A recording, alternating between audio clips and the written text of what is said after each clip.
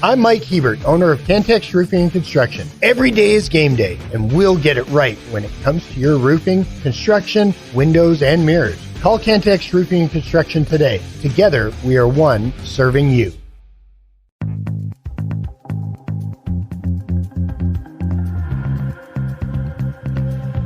The podcast that finishes your workday in a very Red Raider way. This is the Tech Talk Podcast from Double T 97.3, presented by Cantex Roofing and Construction. Hi, how are you? Good afternoon. It's Tech Talk on Double T 97.3 and Double T 97.3.com with Dr. Mike Gustafson. I'm Aaron Dickens. We're joining you today until 6 o'clock. The H Flooring Center chat line at Double T 97.3.com. We're joining you from the Overton Hotel and Conference Center,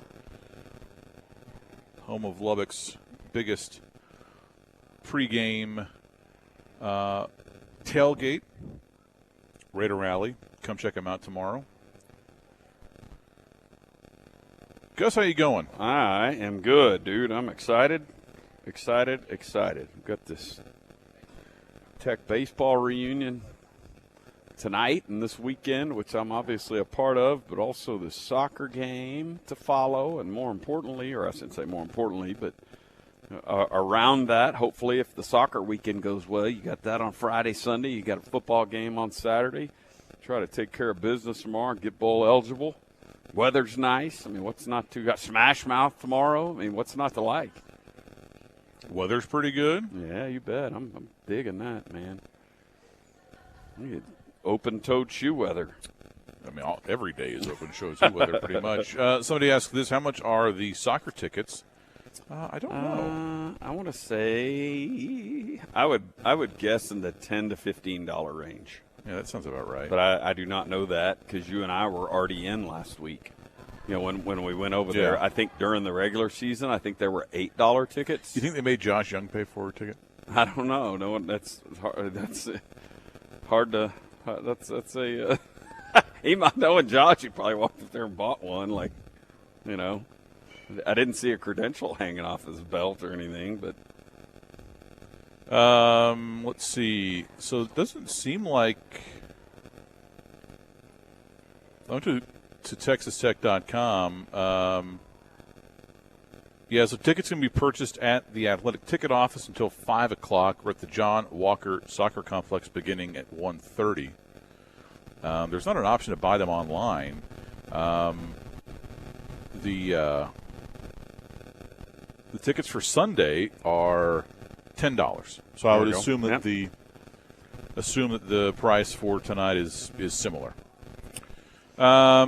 And we already have a soccer-related result. BYU played last night. And of course, they're the 1 seed in our bracket, and they beat USC 1-0, which BYU hadn't played a bunch of those. Right. BYU's the offensive force, but they played a tight one with the Trojans, but hung on to get the win. And, so Red Raiders trying to get it done against Princeton here at 7 o'clock.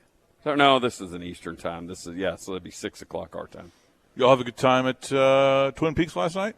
We did. Ate some pickles in your honor. Fried pickles. Yeah, it was good. Gave away 3 pairs of tickets. It's a sellout now. It was. How about is that? it really? Yeah, they just announced that today. Excellent. Excellent. That's great. Yeah, there was 3 pairs of tickets, and we went about an hour, and it was kind of quiet in there when we first got there. And boy, about 4 o'clock, the bar filled up, restaurant filled up. Looked like a scene you and I had seen play out several times, and had a couple good folks, good listeners come in and grab those tickets, and all is well. Yeah, Tick announcing today about an hour ago, give or take. Excellent. That the UCF game tomorrow is officially sold out. They've sold out of their primary ticket inventory for the game. Of course, that doesn't include or factor in the 12,000 seats reserved for Tech students. Pretty neat. Yeah, that's five home games. Big that were sold out this year. Really good, and hopefully that crowd is dialed in. I'll be doing my part as best I can tomorrow to be loud and make it a tough place to play. Looking forward to it. We got drone action again. Because you and I walk out of the studio every night at 6, and it's pretty dark. Mm-hmm. Not pitch black dark, but with this game starting at 4 o'clock, they fire that drone show up probably between the third and fourth quarter, somewhere thereabouts. And it'll be quite a setting. Texas Tech is holding steady as a slight favorite in this matchup. Most sports books, at least the ones that I can check out, list the Red Raiders as 2.5-point favorites. I think they opened at 3.5, so there's been some movement toward the Knights, but not just a ton. Now, maybe that changes tomorrow. Maybe there's a lot of movement tomorrow, but this is an interesting game because it really kind of boils down to, I think, Gus, which team can play better, and that almost seems kind of an oversimplification. But I don't know that either team really out-talents the other one on the whole. I think UCF's skill is probably better. They have a lot of speed. But I think that maybe you feel better about maybe your defensive line and parts of your defense. So it comes down to which team is focused, disciplined, can execute. And in those kinds of games, it can go either way. And frankly, those are, the types of games that make up the bulk of what we see week to week in the Big 12. Yep, I agree. That's a pretty good assessment. I think, it sounds like both teams, well, I would say it. Our team certainly feels like they have a way to attack this UCF-led defense. And by the way, that UCF-led defense, David Gibbs, the defensive coordinator there, former, DC under Cliff, right? Yeah. Pretty cool. Yeah, I was actually talking with somebody in Orlando this week, and Chuck Hines coming in 8 minutes late, and he asked about Gibbs, and it's interesting because I think Gibbs is a good coach, right? Mm-hmm. I think he's a good defensive mind. I think he did some good things at Tech. I enjoyed our interactions. I think he's really good in a press conference setting. But I wouldn't say that recruiting is really his strength, right? I mean, he is a scheme guy, a coach 'em up guy, a development guy, but getting them in the door and selling them on the university is probably not one of his strengths. But at UCF under Gus Malzahn, you can kind of cover that up with other staff hires, right? Mm-hmm. You can bring in guys and surround him with plus recruiters and kind of make up for that deficiency. And Cliff just didn't do that, right? I mean, you go up and down that list of defensive coaches that were on that staff.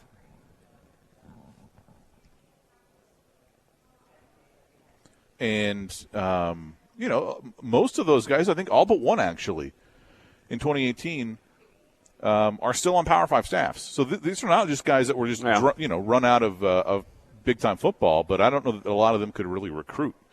And I think that was the – Interesting.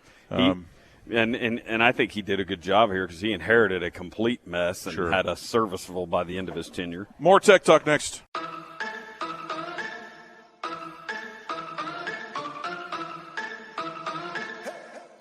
The podcast that finishes your workday in a very Red Raider way. This is the Tech Talk Podcast from Double T 97.3, presented by Cantex Roofing and Construction. Hey there, how you going? It's Tech Talk on Double T 97.3 and Double T 97.3.com with Dr. Mike Gustafson. I'm Aaron Dickens. We're joining you from the Overton Hotel and Conference Center, home of Lubbock's biggest pregame party, Raider Alley at the Overton. Starts 3 hours before kickoff tomorrow. Well, not tomorrow. Yeah, tomorrow. Today's Friday. Yeah, I'm all thrown off since I wasn't at Twin Peaks yesterday. Would love to get your thoughts and comments on the Yates Flooring Center chat line at doublet973.com.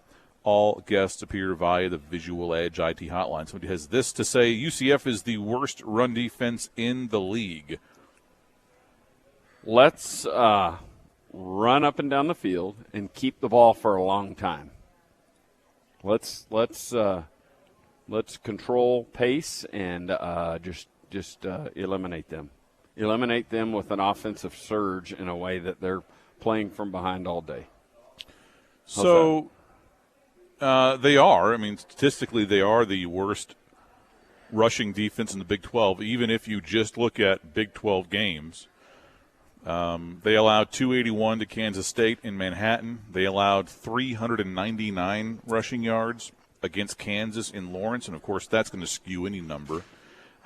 They gave up 189 in Norman to Oklahoma, which actually seems like a pretty decent effort there. 286 to West Virginia, 248 to Cincinnati.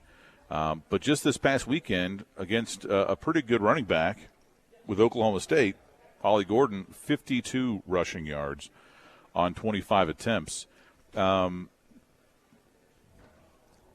the Kansas rushing defense also, has not been great this year, right? They're not nearly as bad, again, statistically, as UCF, but they had given up some big numbers. And yet it seems like in the second half, especially last week, you didn't have much going on the ground, Gus, and I think that's because we're not really worried about Barron Morton right now, right? We're not worried about that passing game. We don't have to allocate a lot of our resources, our bodies out there to defending that passing game. We can put more toward stopping the run, and UCF is going to see that film. Like, they've got coaches. Sure. And that the deep ball and the difficulty in getting the ball deep could allow an extra safety or whatever, some extra personnel in the box. And to your point about the rushing numbers, and these are just Tahj's rushing numbers, although they pretty much reflect the entire rushing attack. I know we had a couple QB runs, Cam Valdez with a couple, but 22 for 107 in the first half for Tahj, and 11 for 26 in the second half, and 5 carries for 2 yards in the fourth quarter. 5 carries, 2 yards. This Texas Tech offense, assuming that Barron Morton is not going to be dramatically improved, and by that I mean, to be clear, healthier, right? If he isn't dramatically healthier and less compromised throwing arm-wise, then that Tech offense is essentially, you can contain it in a 10 to 15-yard box. You don't have any receivers that can get off the line of scrimmage easily and beat someone deep, or at least they haven't shown that over 10 games. You don't have a receiver that can break a tackle and take off for 30 yards. I don't even know if you have a receiver that can break a tackle, to be honest with you. And that's it. Like, you're very compromised. And I think the ability there to what we've shown on film probably allows these guys the opportunity to come into games with us with a plan. Can we, and again, you're probably trying to say, hey, number 28 can't beat us, so let's make sure number 2 beats us. And you know what? And then the second part of that could be, let's get up in their face and make them beat us over the top in a way that, it'd be sort of the opposite of the old double cloud thing that Iowa State did. Like, hey, keep everything in front of you with that Mahomes fella. Right. That there could be a desire to get bodies up into a 10 to 15-yard box or whatever. I'm not talking about the line of scrimmage box, sort of a rectangle. And a get rhombus. There you go. Get everything up close to the line of scrimmage and say, let's force them to beat us over the top. Sure. And you know what? If you feel good about your offense, if UCF comes in here and they, maybe they go down and drive and feel like they've got a good plan for attacking us, then they may say, yeah, we'll give them a few shots. We'll give them a few single coverage type shots, knowing that we don't think they can do it. And it'll be, because you think about one of the big plays in the TCU game, and it was the 40-yard touchdown throw to Dre McCray. I'm saying 40-ish, 50-ish. And that was a single coverage, probably a run defense type deal, but you got single coverage, and Barron made a great throw, and that's the kind of thing that I would think is what you need on film and what you need to show them tomorrow in a way that makes them go, hey, let's go ahead and get 2 safeties back there. Back them off, and then Tahj gets cranking.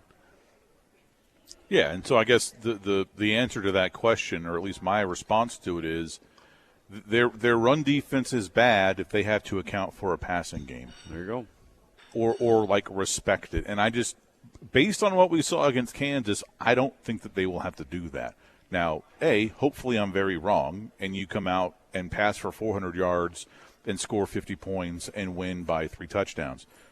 No one would enjoy that more than me. We are so due for a day like that too. Sure. Like if we're going to have one, I kind of would like it in Austin. Yeah. Well, if we can choose. Yep. But yeah, I mean, it's just. When was the last time you can remember a receiver breaking a tackle? Oh, no. Right, and then going for 15, 20, 25 or more. The Dre McRae touchdown to TCU is great. Why haven't we seen more of that? Because we know he can run. We know he's fast. I'd be just fine with Xavier White getting one tomorrow. Yeah. Senior day, let him get loose. This on the Yates Flooring Center chat line, is Pop okay? He looked depressed last night. Not feeling well, question mark?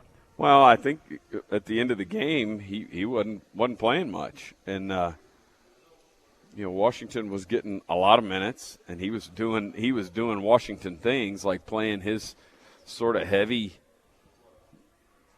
game. Like you're not getting the outside shooter and all that, but you get a guy who will attack the rim and then play a heavy defense. And in that game where it felt like Corpus was trying to play, to use a phrase that Beard used to talk about, but the old rock fight idea. Mm-hmm. And I think that's what Corpus was trying to do, and they do that well, generally speaking. I think that's their identity, is to sort of muck things up like that. And it may have been a day better suited for Washington. I didn't hear media actual commentary about that, but it definitely was not a big shooting day it wasn't a big shooting day, and so it might have been an easy day to have Pop over there on the sideline. And McCaslin expressed some frustrations with the result. Well, not really with the result, but kind of how they got there and how they played. But certainly the result is fine. You'll take any win at this point. Yeah, and I don't want to sit here and believe me. I'd rather have us coast at 18-point wins every game, and that thing wasn't pretty last night. And there were points that we they got back into that game because we would have these empty possessions down on the other end.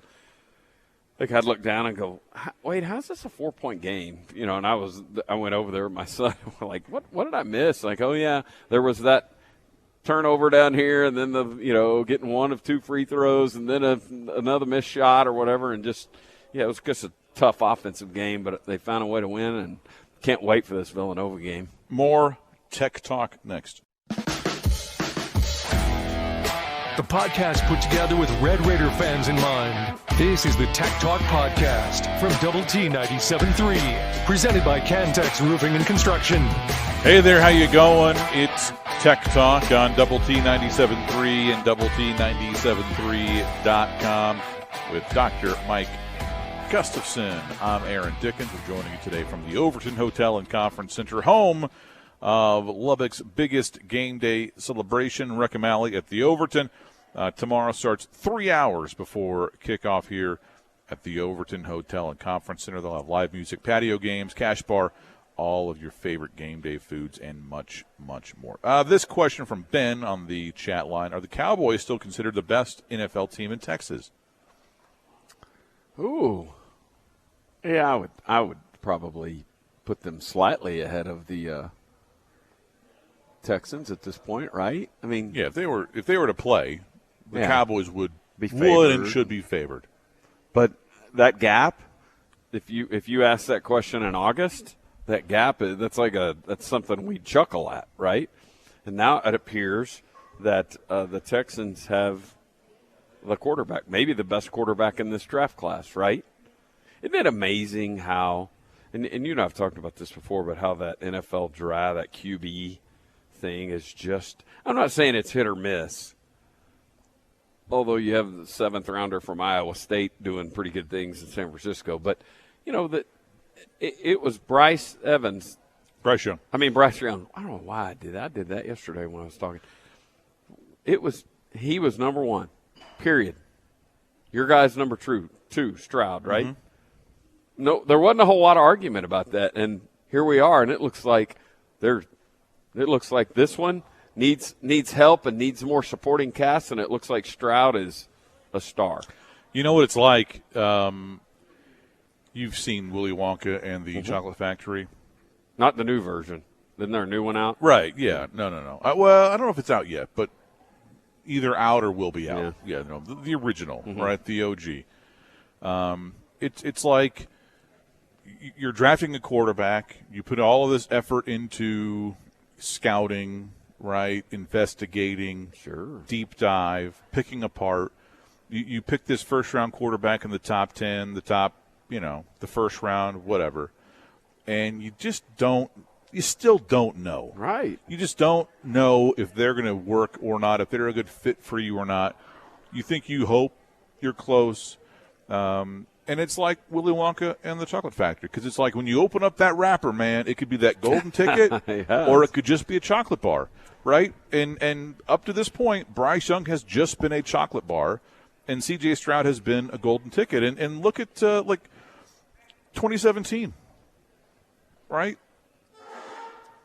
Mitch Trubisky. Oh, my gosh. Second overall. Yeah. Not playing. Patrick Mahomes, 10th overall. Golden ticket. Right. And Trubisky was kind of panned like that choice. There was a lot of questions, it seemed like. But he was, you're exactly right, AD. And what we're talking about here is not necessarily to say that guy was a bust and he was horrible and he was out of the league in 3 years. But really, rather, the fine line is just what you said, that golden ticket versus a chocolate bar is what we're talking about. This guy that's great, that elevates everything around him, versus just that mid-level. Maybe if you divided the league into 3 tiers of quarterbacks, top 10 or top 5, maybe, probably top 10, middle 10, bottom 10. The difference between that top 10 guy and that middle 10 is millions and millions of dollars, and it doesn't click, and that maybe what we've got with the Bears quarterback. From Justin Georgia. Fields. Yeah, Fields. It felt like the coordinator's not right and this and that, and all right, we're 3 years into everything else around him being, and he had an injury and all that, but it's just like whereas when you see Stroud play and when we saw Mahomes play, immediately, within 3 games, you're going, the whole vibe of your franchise changes, from fan base to front office to roster. Just the security of knowing, or at least thinking that that we've got a guy. We've got our future here is fine because we've got a dude. Now, there are some exceptions, right? I mean, Robert Griffin III had a great rookie season and was out of the league, after 4 years? So it's not some kind of guarantee, but, it changes the vibe for sure. You could probably put that tag that you just described on Vince Young, who had one really good year, early, and then it sort of fell apart. But you're exactly right. It's like when hey, in C.J. Stroud, they know what they've got. And so now they can start looking at, next year's draft or free agency or whatever, going, hey, you know what? Our team would be a lot better if we had that cover corner over here. Or, hey, if we had, we could go get a tight end. You could start to sort of build up that roster instead of going, what are all the holes that need to be patched? You have one big answer. Yes, absolutely. This in the Yates Flooring Center chat line. The Cowboys would love to have Stroud. I mean, Dak Prescott's playing pretty good. Yeah. This isn't some kind of put CJ in the Hall of Fame right now. And a lot of the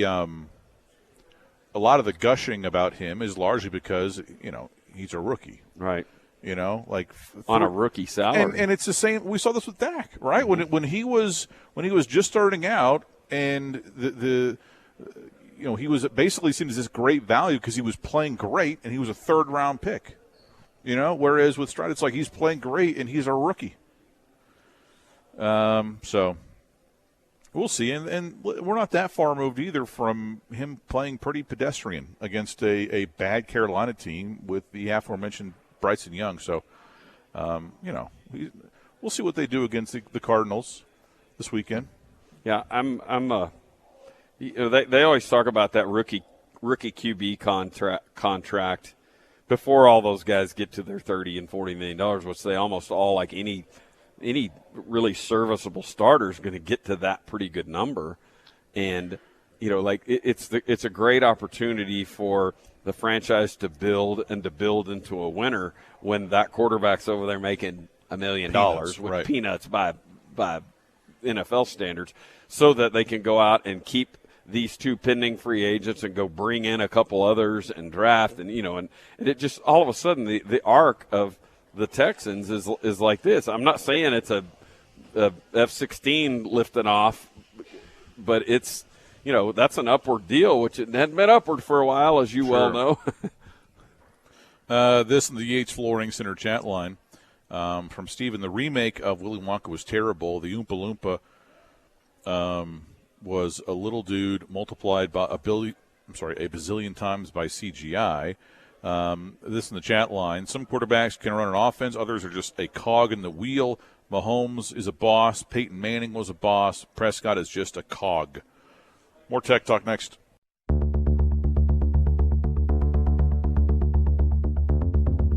The podcast put together with Red Raider fans in mind.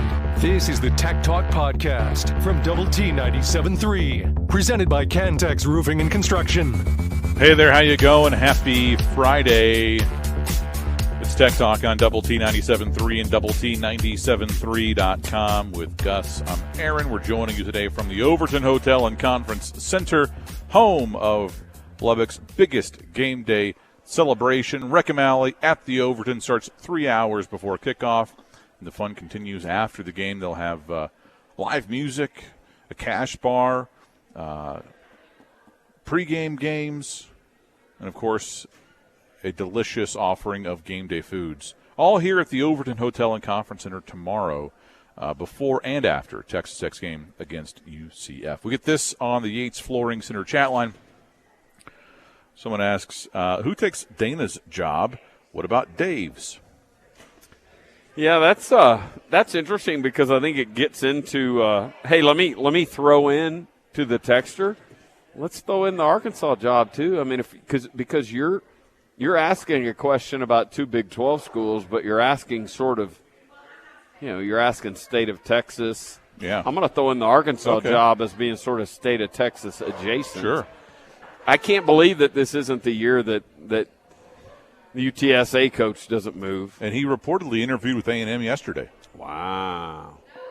That you talked about that, and that's fascinating. I guess when you're at UTSA, taking an interview at a place like that at this time of year is easily explained. Like, well, what are they going to do? Fire him? That's what I'm getting at. That's exactly what I'm getting at. Whereas, we could probably think of some other jobs that A&M's not going to get to interview they're not going to get to interview Kiffin until later on, right? Without it being a secret meeting at the Podunk Airport in Gobstopper, Louisiana, or McDonald's in Amarillo, or exactly.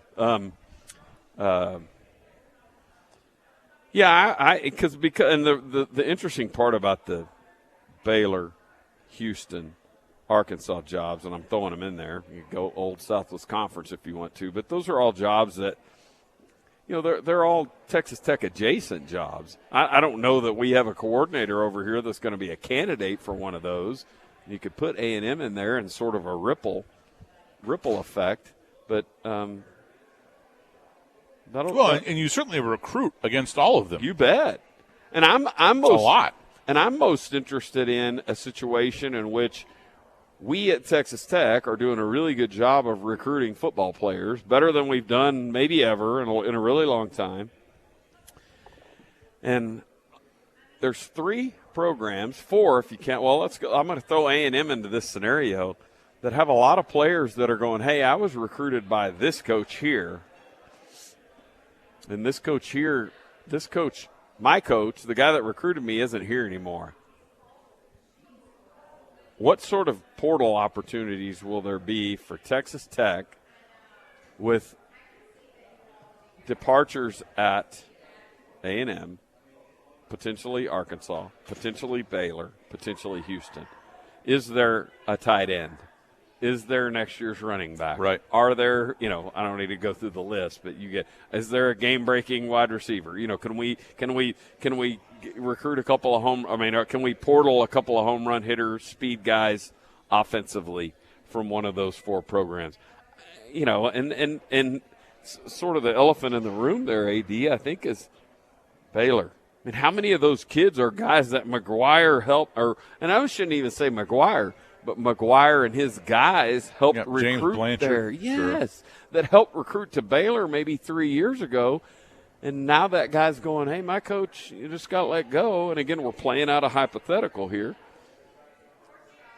And somebody backdoors a text to Blanchard, and here we go. We just found some D-line help, or we just found an edge rusher or whatever, an O-lineman that can come in and be impactful.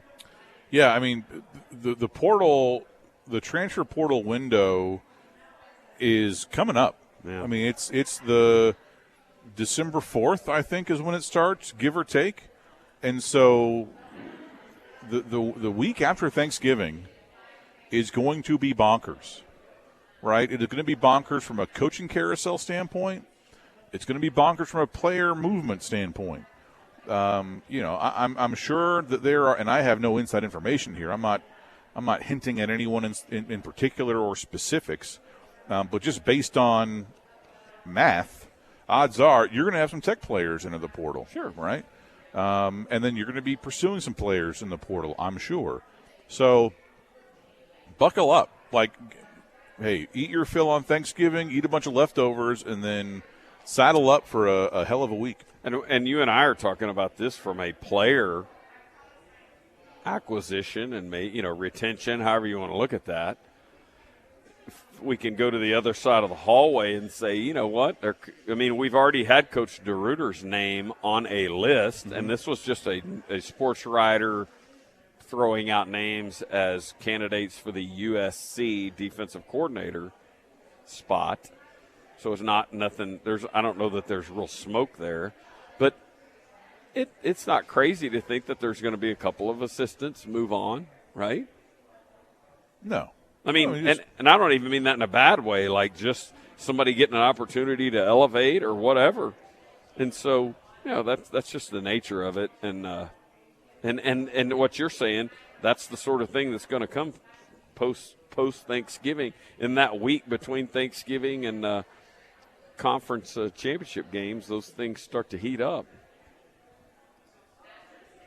In terms of the question, though, who replaces Dana? Who replaces Aranda? I mean, G.J. Kinney, I would think, is going to be a hot name. And that's the head coach at Texas State, who went into Waco, right, and won the season opener. And while he's only in his first year at the FBS level, he was the head coach at Incarnate Word last year. And they had a great season. They lost in the FCS semifinals. They finished ranked 3rd in the country. They were 12-2. Year before that, he helped run the offense for Gus Malzahn at UCF. Right, so he has power conference experience, or at least close to it.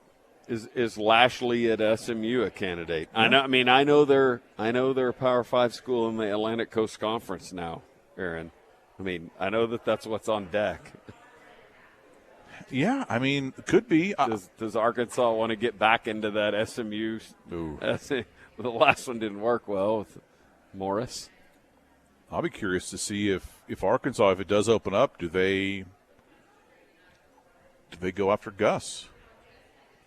Yeah, that's fascinating. Right? That's a really interesting. Because just like with Dan Lanning, the UCF job that he took is a bit different than the one that he has now, and maybe kind of get while the getting's good if he's concerned about maybe the viability of, I don't know, just a thought. Of course, he has a lot of ties to Arkansas, too. More Tech Talk next. It's every Red Raiders' favorite podcast, This is the Tech Talk Podcast from Double T 97.3, presented by Cantex Roofing and Construction. Hey there, how you going? It's Tech Talk on Double T 97.3 and Double T 97.3.com with Gus. I'm Aaron. We're joining you today from the Overton Hotel and Conference Center, the official hotel of Texas Tech Athletics. We'd love to hear your thoughts and comments on the Yates Flooring Center chat line at Double T 97.3.com. Oh, wow, thank you very much. How about that? Appreciate that. Some hot wings. Heck yeah. Perfect. Thank you. The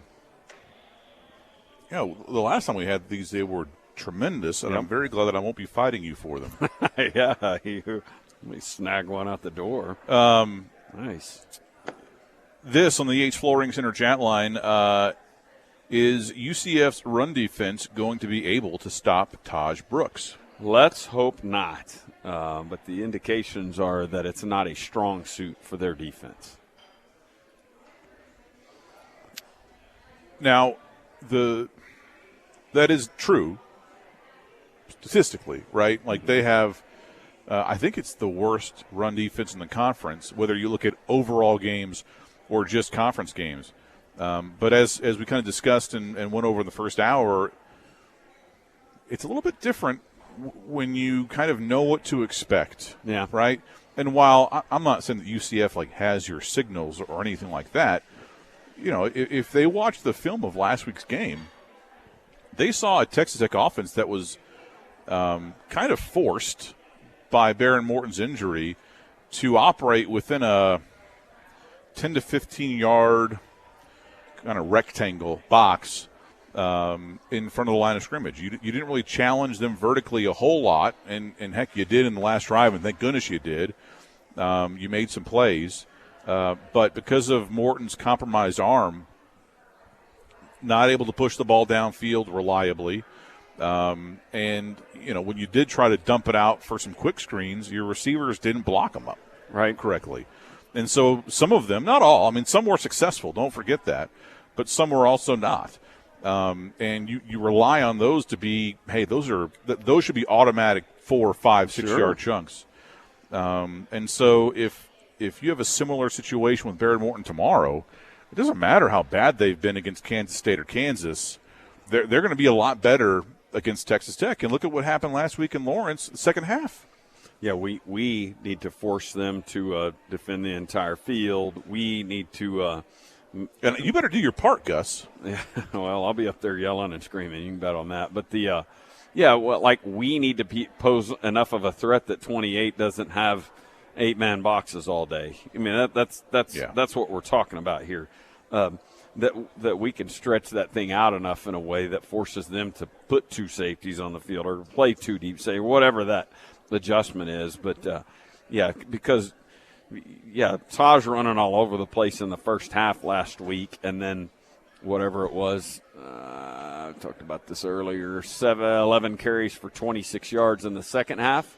Kansas made an adjustment and took Tahj out of the game, and how much of a and Kansas didn't do that with a bunch of NFL guys and a top-ranked defense. Kansas made an adjustment, and we need to adjust back with that, and the key to that maybe is Baron Morton healthy enough to do that. And I thought we got a little bit of we've got a little bit of a peek behind the curtain when minutes after that game ended, almost seconds after that game ended, Chris Level's on-field post-game interview before he got to Coach McGuire was, hey, I'm going to grab number 2 for a happy celebratory. It was a big win. Yeah, and the way it went, in 30 seconds you went from tie game to 60 yards downfield and kicking a field goal to walk it off.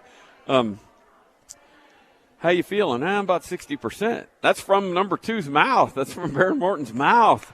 You know, and I was hoping he would have said 75 or 80%, to be honest with you. But he's telling us, like, it's not all there. And that sort of information is publicly available in a way that you go, well, UCF might be able to stick an extra safety in the box or jam corners up in receivers' faces and say, beat us over the top. Yeah, make a play, break the tackle. And up to this point, and we've got a 10-game body of work here. This is not some kind of flash in the pan. Your receivers have not shown the ability to do that.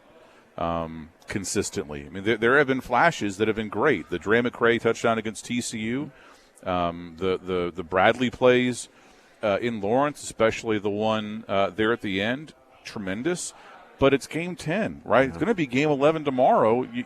You need to be in a position where you have a hard time rattling off the instances of that happening versus, being able to recall instantly the handful of times that it did occur over a 10-game stretch. It would be, and this isn't asking for a lot when I say this, it would be great if that receiver room have their best game tomorrow. And that's not saying much. Absolutely. And it's really not. I mean, we're in a position there where the leading receiver might not get to 500 yards this year, and that goes back to the Spike pre-air raid era. It's crazy.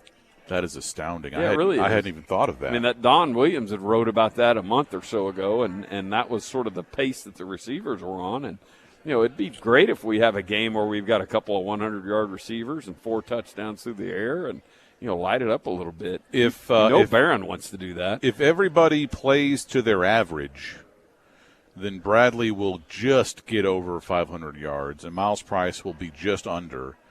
But, again, that's crazy. Yeah. Let's assume that they hit their averages. Bradley averaging about 42 yards a game.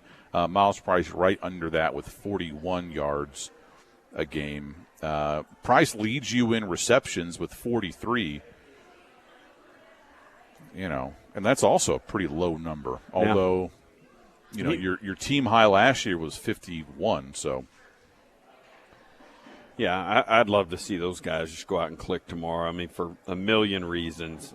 6 wins, bowl eligibility, final home game, senior day, all the things. There's so many great reasons for those guys to go out and have a big day offensively and put up a bunch of points and make this a blast of a season finale, at least on the home side. You haven't had a receiver with 750 yards or more since 2018. Good grief. When Jadion High and Antoine Wesley both, High had 804, then Wesley had like 1,400. We had a bunch of we spent a lot of time wishing for that 1,000-yard rusher this year. Mm-hmm.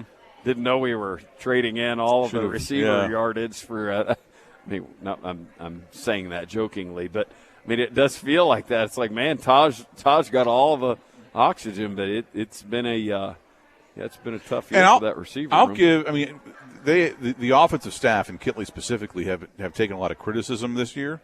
And listen, the offense has not been great.